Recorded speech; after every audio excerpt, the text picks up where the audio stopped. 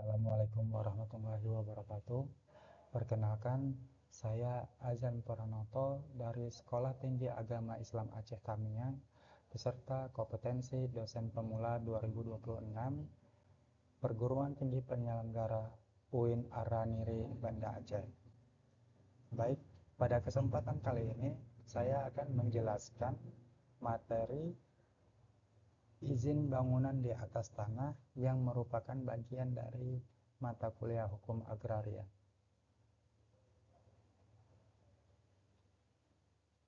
Sebagai pengertian,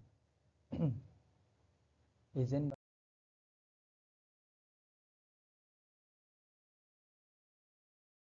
bangunan merupakan persetujuan yang diberikan pemerintah kepada pemilik bangunan untuk membangun, mengubah, memperluas, mengurangi, atau merawat bangunan sesuai ketentuan peraturan perundang-undangan. Saat ini, istilah mendirikan bangunan telah digantikan dengan persetujuan bangunan gedung sebagai bagian dari penyederhanaan perizinan berusaha. Kita lanjut. Nah, apa yang menjadi landasan hukumnya? Nah, yang menjadi dasar hukumnya adalah yang pertama, Undang-Undang Nomor 5 Tahun 1960 tentang Peraturan Dasar Pokok-Pokok Agraria. Kemudian yang kedua, Undang-Undang Nomor 28 Tahun 2002 tentang Bangunan Gedung. Yang ketiga, Peraturan Pemerintah Nomor 16 Tahun 2021.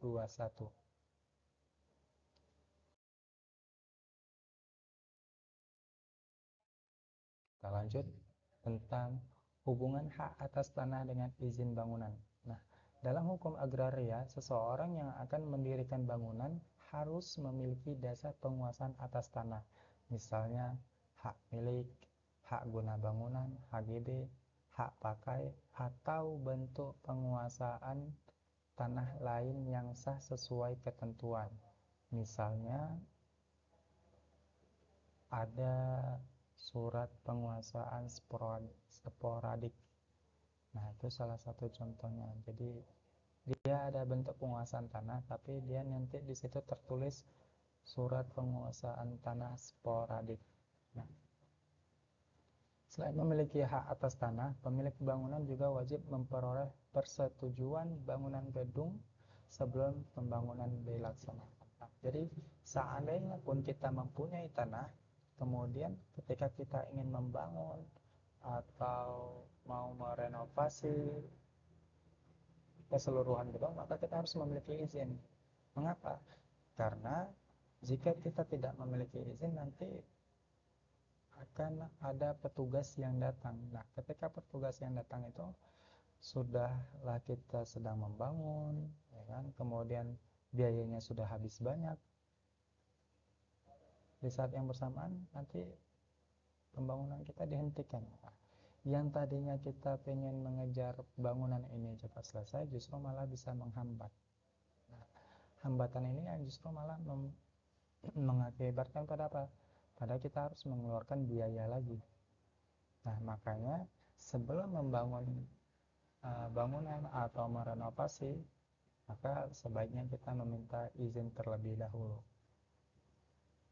Kita lanjut.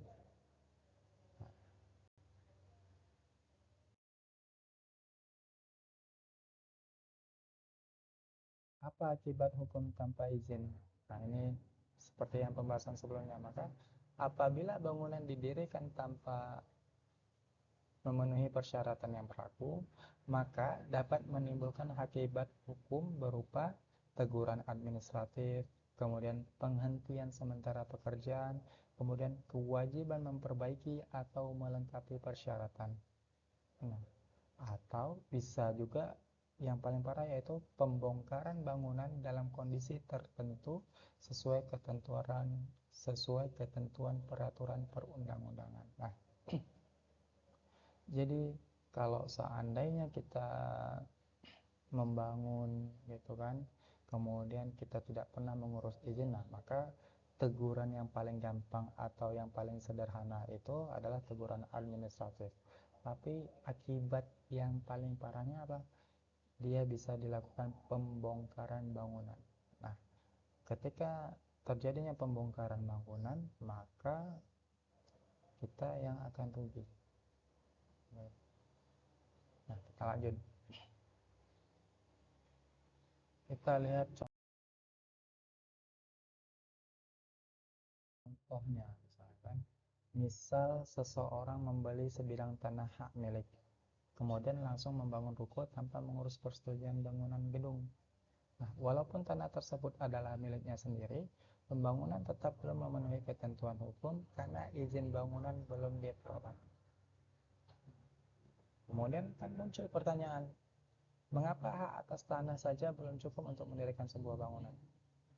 Kemudian, apa akibat hukum apabila bangunan itu didirikan tanpa memenuhi perizinan? Nah, jadi yang namanya tanah, meskipun itu hak milik sendiri, tetap kita harus meminta izin. Karena kalau misalnya kita langsung bangun,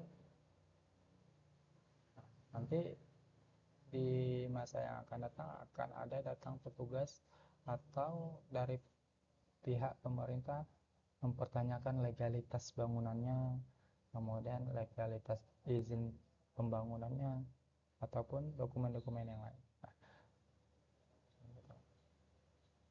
Nah, kemudian ini salah satu contohnya. Bagaimana jika terkait dengan tempat ibadah? Ya, tempat ibadah juga sama.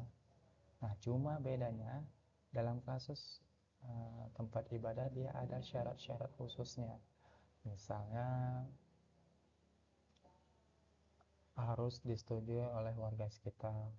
Nah, kan ataupun yang lain. Nah, tapi hal ini kan masih berkaitan sama moderasi beragama. Nah, moderasi beragama itu juga dia tidak hanya tentang sebuah bangunan tempat ibadah kemudian ada izinnya, tapi juga memang harus disetujui oleh warga setempat.